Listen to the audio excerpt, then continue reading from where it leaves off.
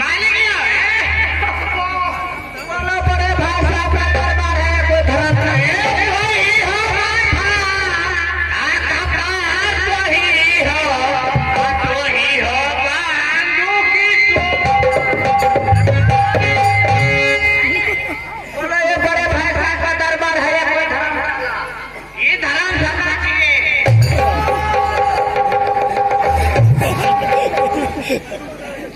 समझते हो। दरबार है तो दरबार छोड़ करके कहाँ गया था?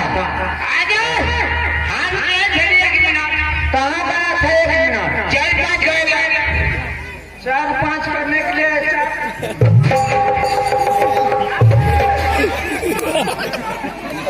तमीना तुम बोलेगा, दूसरा बोलेगा। मैं समझ तुम्हें कोई बात नहीं बचाएगा, मैं तुम्हें सर उठाना कर देता हूँ।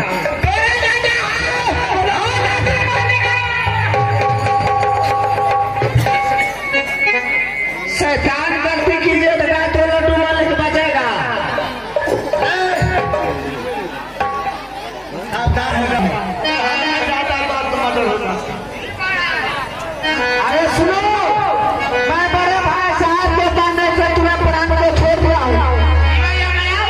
तुम यहाँ से चले जाओ। हेलो ध्यान देंगे दर्शक में से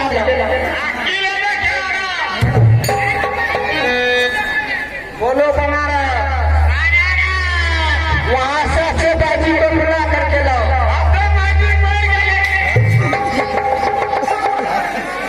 बना रहे वहां से अच्छे नर्तकी मुद्रा करने वाली को उठा करके लाओ।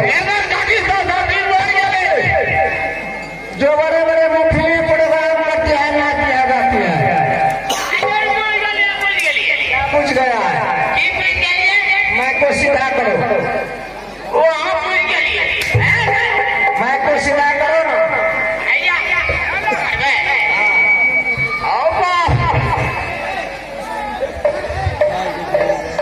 जहाँ पैसा जितना लग रहा जाने वाले अच्छा को बुला करके ले आओ।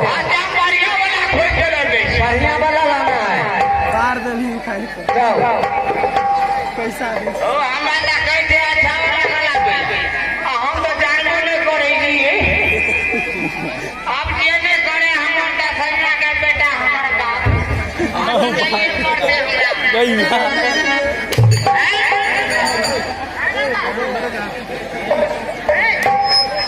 मैं क्या चाहता हूँ?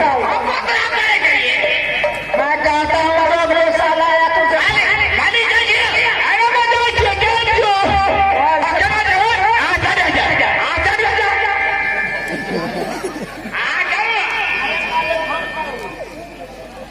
फोन कर देते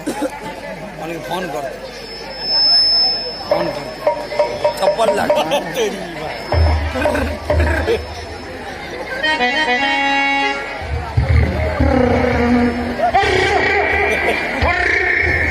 हेलो हेलो अरे आप कौन जी? हेलो जी, कहाँ से बोल रहे हैं? आप कौन है? बाजी है?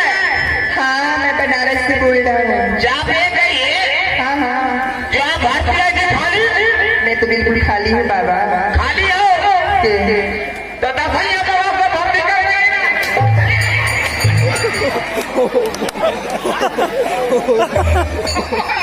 हेलो हेलो हेलो हमारा पूरा डिब्बा भी खाली है। हाँ हाँ, बोलिए कहाँ जाने चाहिए? हे बात वाली बोलियो। नंबर है क्या? नंबर है या गलत है?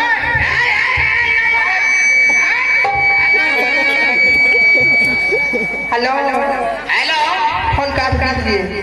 हाँ ठीक है ठीक है। अब आ जल्दी आइए जल्दी आइए। स्कूटर लेकर के आइए 4 चक्का चल निकल आइए। पूरा बिलोड़। ठीक है